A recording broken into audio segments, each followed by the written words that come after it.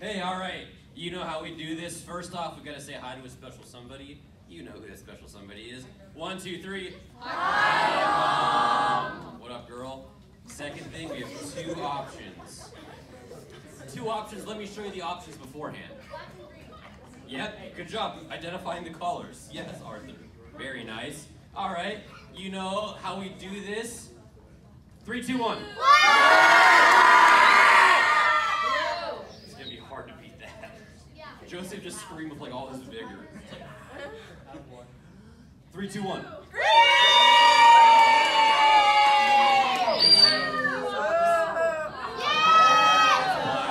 All right, here we go. Y'all ready? Y'all ready? You got your notes? Where's your notes? Where's your pencil? Where's your note? Is that a note? You got notes, Amber? You write stuff down? You got a genius level memory? You just memorize everything? No, all right, get your notes out of there. Here we go. Question: Have you ever been taken out of context?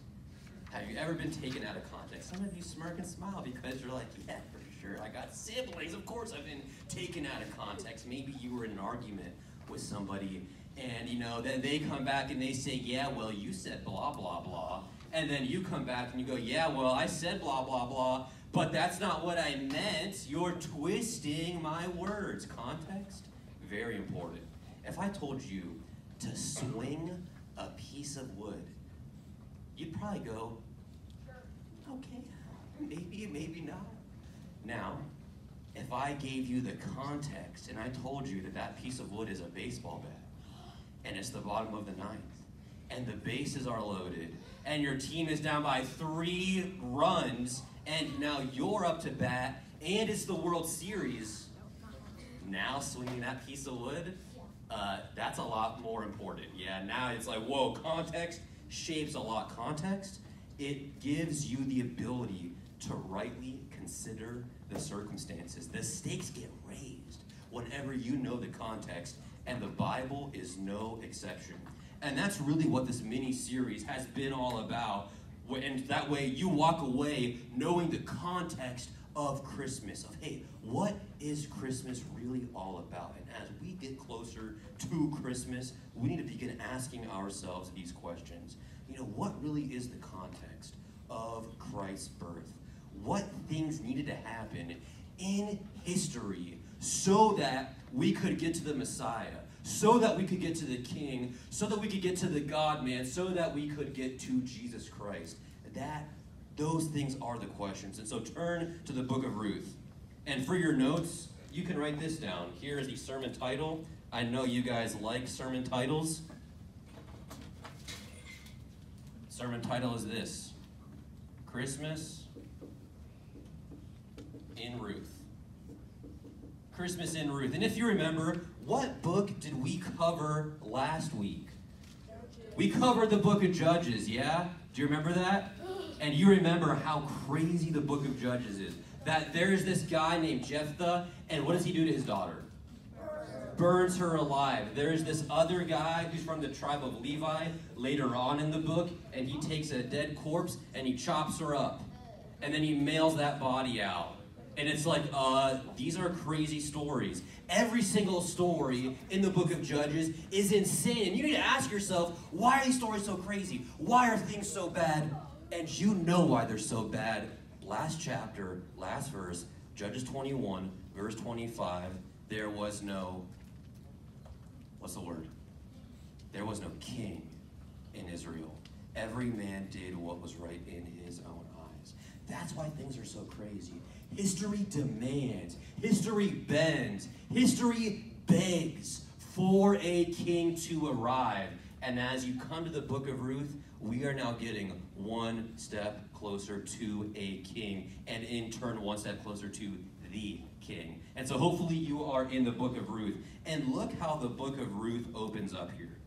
Look how the book of Ruth opens up here. Ruth 1, verse 1. Now it came about in the days when the judges judged, and there was a famine in the land. So this book takes place during the same era as the what? As the Judges. One of the darkest times in the nation of Israel's history that coincides with this book. They're on the same timeline. They're on the same trajectory. And notice, what is there in the land during this time? It begins with an F, rhymes with whammon. There's a famine all the way back in Deuteronomy 28. And all the way back in Deuteronomy 32, God says this: Israel, whenever you're real bad, when you're a real bad boy, when you're real wicked, when you're so awful, you know I'm going to send you? A famine. And the famine will come so that you learn how evil you are, so that you learn how wicked you are, so that you turn away, so that you come back to me and love me as you're supposed to love me. And so this famine means that the nation of Israel is under judgment during this time. Dark time, scary time. And you're introduced to a family. And the family is led by this guy named Elimelech. Elimelech. And here is Elimelech. And he's big smiles because he's married to a woman named, anybody know? No? Naomi. Very nice. Naomi. And they have 2 children. The first one, big flux if you know this. No. Mahlon. And the second son is named? Kilion. Yeah, Kilion. Very nice. And what happens is, because there is a famine, oh, Naomi needs a triangle body. Oh, dicey. Let me fix that there. Yes. I'm not making this is going to be a weird sermon. There we go. Let's give her, yeah, very nice. You can't get the bodies wrong there. All right? And so what happens is, because there's a famine, what this family does is they skedaddle. They go, get me out of here. They leave Israel, and they go, does anyone know what land they go to? Moab. That's bad. Is Moab a good nation or a bad nation? Real bad nation. If you remember, all the way back, teleport with me, all the way back to Genesis 19. Do you remember that there was Lot and his daughters get him drunk? And then they do bad stuff, and then the oldest son, do you know what his name is? Moab. The nation of Moab was birthed by incest. They are a backwards and a wicked type of people. And so this family goes, guess where we're going? To the enemy. If you are a good Israelite, would you ever leave the promised land? No, are you kidding me? It's all about the land. You got to be in the land. You got to love the land. And yeah, they're in an agricultural society, and so God blesses them, and there's this rain, and they want to be in the land. Yeah, they're like, the land's important. That's our land. God gave us that land all the way back with Abraham and Isaac and Jacob, and he's done all these things to get us in here, and this family goes, we don't care about any of that. Get us out of here. And here's where things get even worse. Mahlon marries a woman, and who's the woman? You know. Ruth. Okay, and Kilion marries a woman. Anybody know? Well, this is an obscure Bible trivia. Just look in the text. Orpah, very nice. Orpah. All right. Here's the problem. These women are from what land? What land are they in? Moab. So a family that's supposed to be a good family, the sons marry the enemies. Good or bad? Probably bad. You probably shouldn't be marrying the enemy and people that are part of a wicked nation that love wicked things. And so in Ruth chapter 1, here's what happens. Elimelech dies. Then Mahlon dies.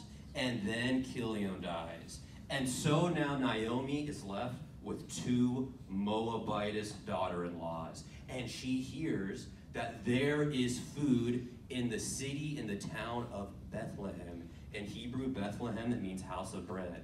And so she goes, I need to get out of here. I need to go back. Look, we're going to starve to death if I don't get some food. And so she wants to get back to Bethlehem. But what's the problem? They're Moabites. And she doesn't want to go back with who? With Moabite. She's like, I need to get these Moabites out of here because I don't want to go back to my hometown with some stinky, with some smelly, with some nasty, with some dirty Moabite. She goes, get them out of here. And you're like, are you sure? Yeah. Look at chapter 1, verse 8. Look at what Naomi says. Naomi said to her 2 daughter-in-laws, go, return each of you to her mother's house. Why is that weird? What's the normal phrasing? You don't go to your mother's. You go to whose house? Your father's house. What she's saying, I'm not your mother. Get out of here. Okay? Naomi, scathing words. And here's where it gets even worse. Look at verse 9. She says, May the Lord grant that you find rest, each in the house of her husband. And you go, oh, Naomi, that sounds really nice. What's the problem? If you find rest in the house of your husband, what happened to their husbands? They're dead. What is she saying? Go what? Go die. She just says it in a nice way. So, look, things are not good here. And Orpah gets a hint. She's like, I'm not wanted here. She just told me to go die. So she's like, all right, I'm splitting. And she bounces out of there. But Ruth is a different story. And look at chapter 1, verse 16. So powerful. You got to get these verses. These verses are at the heart of the book of Ruth. Ruth said, don't urge me to leave you or turn back from following you, for where you go, I will go, and where you lodge, I will lodge. Your people shall be my people, and your God is my God. If you want to know how the Bible defines loyalty, if you want to know how the Bible defines what it means to follow God, what the Bible means, how the Bible describes allegiance, those are the verses. What Ruth is doing here is so powerful. She's defecting. She's turning away. She's saying, I am no longer a Moabitess, because I'm now going with you to where? To Bethlehem. I'm going to Israel. And now I'm going to worship the one, the true, the only God.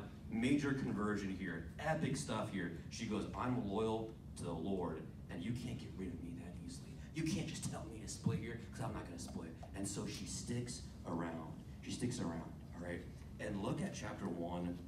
Look at chapter 1, verse 19. Eventually, they get to Bethlehem. And in chapter 1, verse 19, it says, so they both went until they came to Bethlehem. And when they had come to Bethlehem, all the city was stirred because of them. And the women said, is this Naomi? Now think about this. These ladies, all right, they're back in Bethlehem, and all the city's stirring. It's this big drama. It's like, whoa. Whenever the ladies of the city say this, do they know that this is Naomi? Yeah, because they just said what? Is this Naomi? They're saying it like this. It's as if they cross their arms, and all these ladies go, well, look who came back. The defectors. The traitors. Now, is this not? So they just kind of take the dagger and just go, I knew you'd come back, traitor. You just came back here. That's what's going on, all right? There's high drama. And look at what Naomi says. Verse 20, chapter 1, verse 20. She said to them, do not call me Naomi. The word Naomi means sweet, or the sweet one, sweetness. She says, instead, call me Mara. Mara means bitter. For the Almighty has dealt very bitterly with me. Verse 21, I went out full, but the Lord has brought me back empty. Look, the scene is so dark here. Everything has happened for the worse for Naomi. And she goes, my name doesn't even mean that anymore. You must as well call me Mara, because this is all bitter. This is all terrible. And she's bitter against God. And she also says, did you notice that? She says, in verse 21, I went out full, but the Lord brought me back empty. What's the problem? Who's there right now standing next to her? Ruth is right there the whole time. But it's as if Ruth doesn't even exist. All right? Massive tensions here. Is God going to be able to reverse this whole situation? And so now we are in chapter 2. So flip over to chapter 2. Flip over to chapter 2. And so now Ruth and Naomi, they're living in the land, but they are living in poverty. Massive poverty. And if they don't get food, then they are going to die. And to make matters worse, they had sold off their land. So they're on the verge of death. They're not going to make it. They have no land. This is an agrarian society. You need land to survive. It's like trying to live without any money or any water or any shelter. It's like they're as good as gone. And look at chapter 2, verse 3. This is what happens. So she being Ruth, departed and went and gleaned in the field after the reapers. And she happened to come to the portion of the field belonging to Boaz, who was of the family of Elimelech. Let's break this down here. Now remember what era we're in right now. What era are we in? The era of the who? The judges. Now, in Levitical law and in the book of Deuteronomy, here's what you can do. If you are dirt poor, and I'm talking real poor, all right? You're an orphan or you're a widow and you have no money, what the law allows you to do is to glean. And you can glean in the corners of the field. And so if you're a reaper, if you're a harvester, and you own land, you're not supposed to do the corners. You leave the corners for those who are really poor. And so Ruth legally is allowed to glean and pick up the leftovers from this land. But here's the problem. This is the era of the judges, all right? And the famine has just been lifted. What's the most important commodity right now? Food. And so if she picks, look, it's the era of the judges. So look, if she picks this portion of land, this guy has a giant sword and he wants all of his food. So look, if Naomi picks this land, what happens? She probably dies. And so she could pick this piece of land, and this guy instead has a lightsaber, all right? And she could pick this portion of land, but then what would happen to her? She would absolutely die. Now this guy is from a sketchier part of the land, and he has a gun. And look how mad this guy is. I mean, he's got his crazy teeth. He has claws for feet. And if she goes to this portion of the land, what happens? She dies. All right, so look, she can't pick this land. She can't pick this land. She can't pick this land. And the text is that her chance chanced. Is that she just so happened. The language of chance teaches you there's no chance. Who's working behind the scenes here? God. Okay? God is working behind the scenes here. And what I love this verse here. So she happens to land, she just so happens, give me a break. She just so happens to land on the field that belongs to Boaz. And Boaz is a relative, a distant relative, though a very distant relative of this guy, Elimelech, who died. Okay? And so now Ruth is gleaning in the field here. She hopped, skipped, and jumped, and she avoided that guy with the gun, and now she's right here. And she's chilling, and she is gleaning. She's like, yay, we cannot starve for like another day. And look at chapter 2, verse 5. Look at chapter 2, verse 5. Boaz is in his field. Then Boaz said to his servant, who was in charge of the reapers, whose young woman is this? Now, this is the equivalent of whenever you're in high school and you're kind of walking down the hallway and you see a little cutie and you're like, and then you kind of nudge your friend and you're like, hey, is she what? Single. That's what Boaz does. He's kind of walking around. You go, whoa! All right, and this scene is kind of like in the movies when two people, they lock eyes. And then music starts playing. It goes, bow, bow, bow, bow, bow. And it's like, whoa! And he's nudging his servant friend. He's like, tell him. He's like, Boaz is crossing his fingers. He goes, tell me that little lady's single. He's like, I hope she's single. And look at what the servant says back. Chapter 2, verse 6. The servant in charge of the reapers replied, she is the young Moabite woman who returned with Naomi from the land of Moab. The Boaz's sidekick goes, Boaz, get it out of your head. She's a Moabitess. Do you also see, if she's a Moabitess, what land is she from? Moab. So him adding in that she's from the land of Moab, totally unnecessary. But he goes, are you crazy?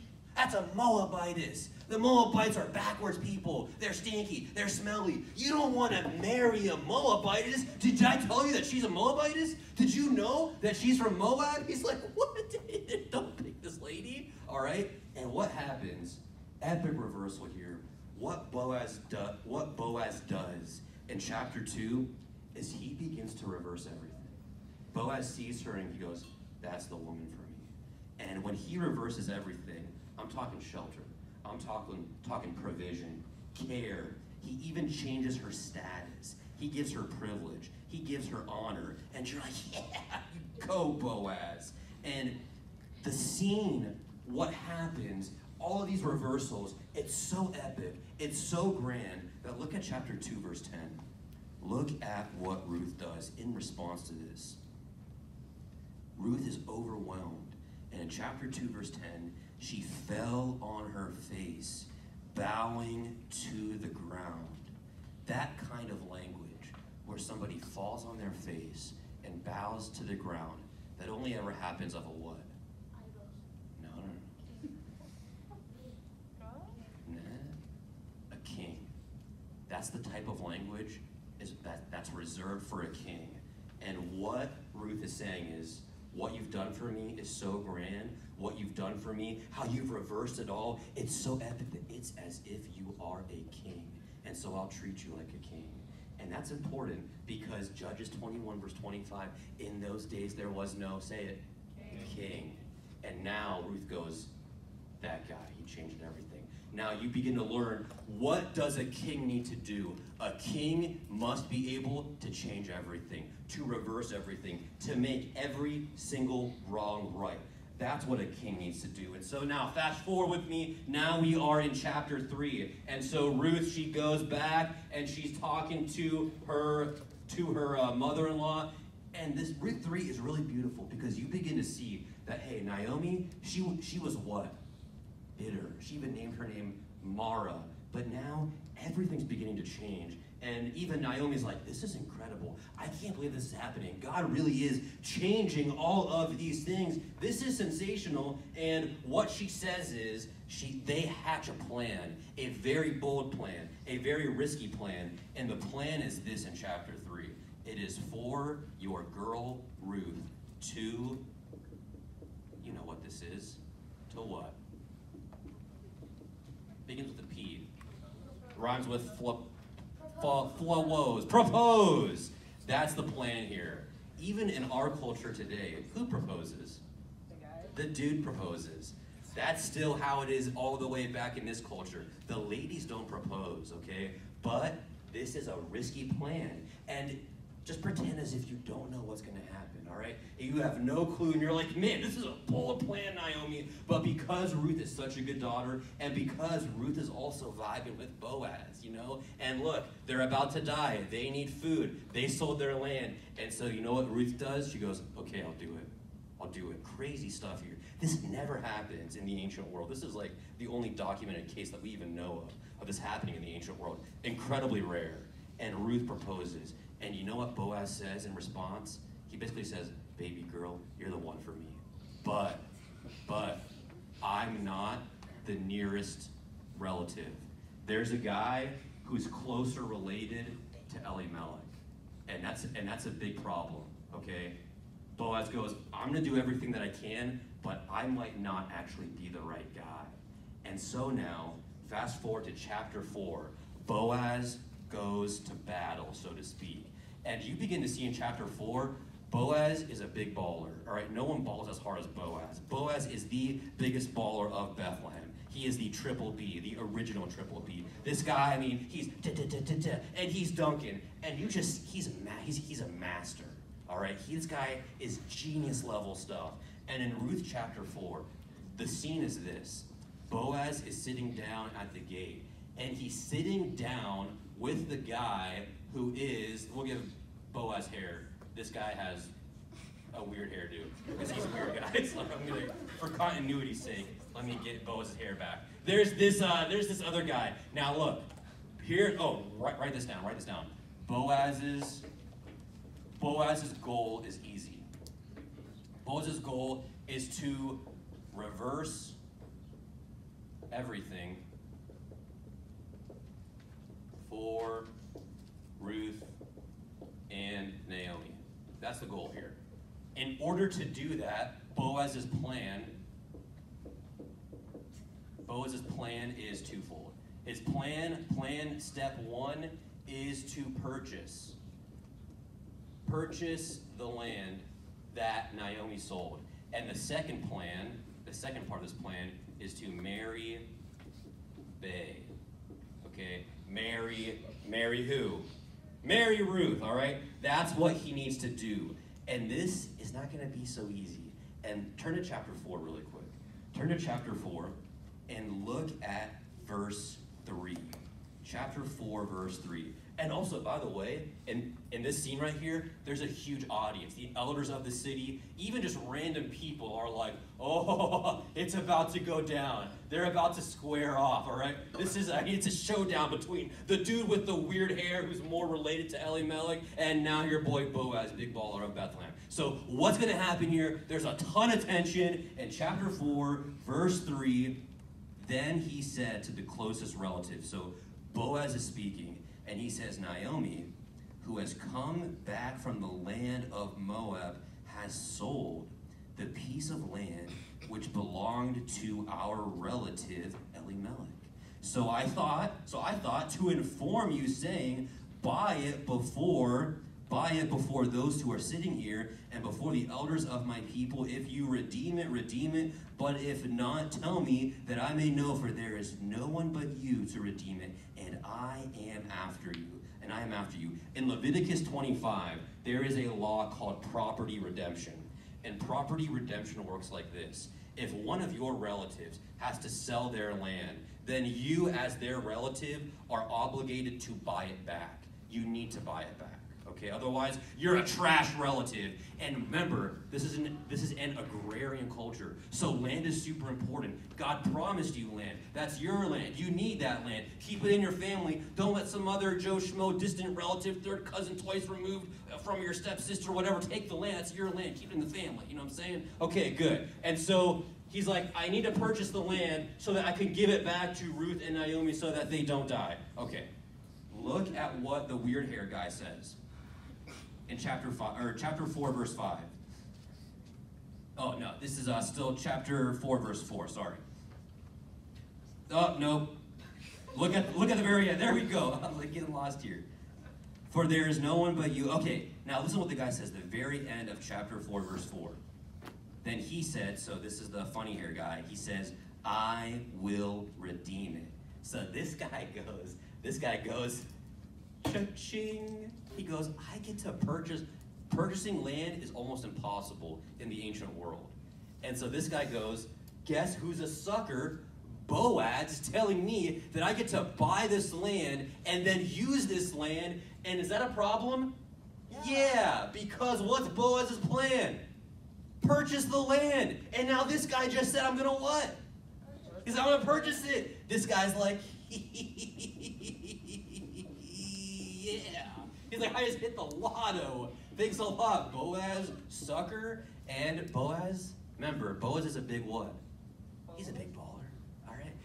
Boaz is about to master class. He's about to shake this guy up and show this guy who's boss. And so now, next verse. Verse 5, sorry. Then Boaz, I'm all over the place. Chapter 4, verse 5, then Boaz said, okay, get this.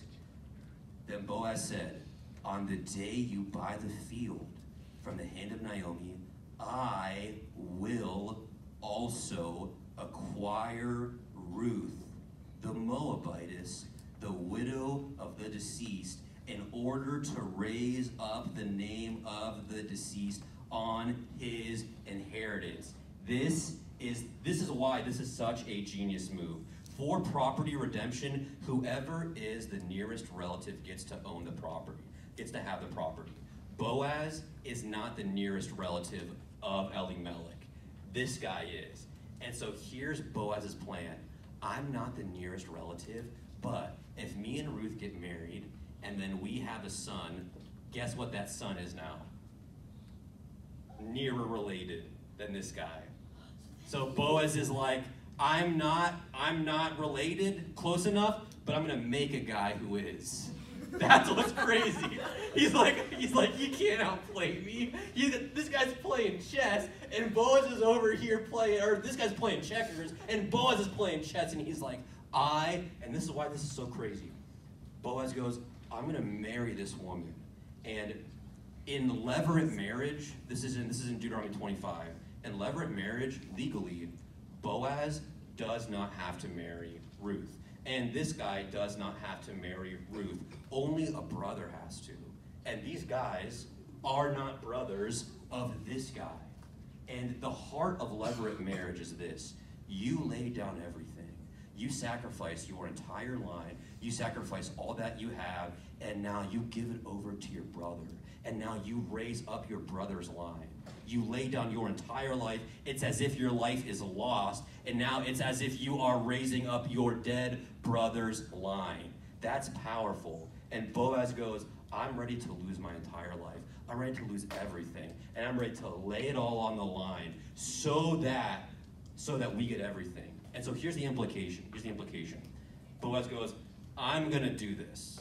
I'm going to marry her. I'm going to give her everything that I have. I'm going to marry myself into her line. I'm going to graft myself into her family. And look at how funny-haired guy responds. Look at what he says. Now we're in chapter 4, verse 6. The closest relative said, he said, I cannot redeem it for myself because I would jeopardize my own inheritance. He goes, redeem it for yourself and you might have my right of redemption, for I cannot redeem it. Funny-haired guy goes, Boaz, you're crazy. He goes, what? Just take the land and just marry her, because the implication is, Boaz is going, if you want to marry her, then marry her. But if you marry her, you lose everything. And you have to give everything over to this family.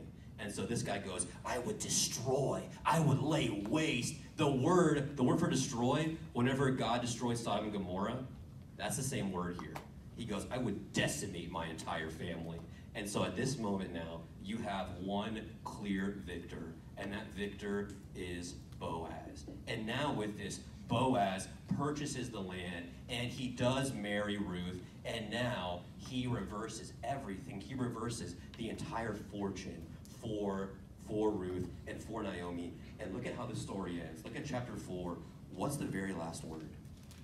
Chapter 4, verse 22. The very last word is what? Say it. David. You guys see that? You guys see that? In one of the darkest times in Israel's history, even in the midst of all of this death, all of this chaos, it's the era of the judges. There's a guy named Boaz. He comes on the scene. Ruth comes on the scene, and they're both incredible, and they get married, and they have a son, and that son has a son, and that son has a son, and that son has a son, and that son has a son, and that son has a son, until you get to, I spelled it wrong, David. And whenever you fast forward and you read books like Matthew chapter 1, David has a son, who has a son, who has a son, who has a son, who has a son, who has a son, until you get to who? You know. Jesus. This story shows you that God has been working in history.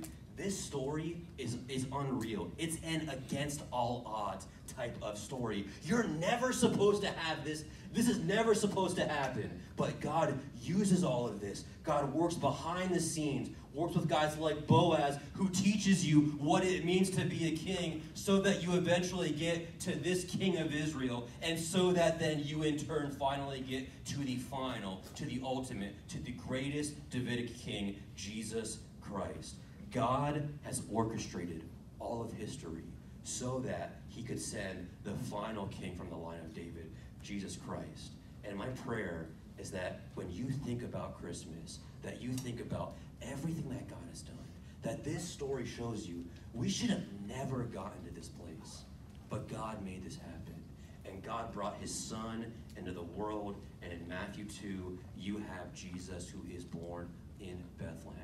And that's what Christmas is all about, that God has sent the king who can redeem, the king who can save, the king who can reverse everything, not just in the here, but later in the future. The king who can reverse the problem of sin, who can reverse the problem of death. You need a savior who can pay for your sin. You need somebody who can resurrect you in the end, who can solve all of the problems. The Bible goes, there's only one guy, the final David, the new David, Jesus Christ. And so when you think about this Christmas season, don't forget the one who deserves all the glory. Behold this one, because he is the one that all of history demanded, that all of history bends to, and the one that you need to spend your life serving. This one. See you.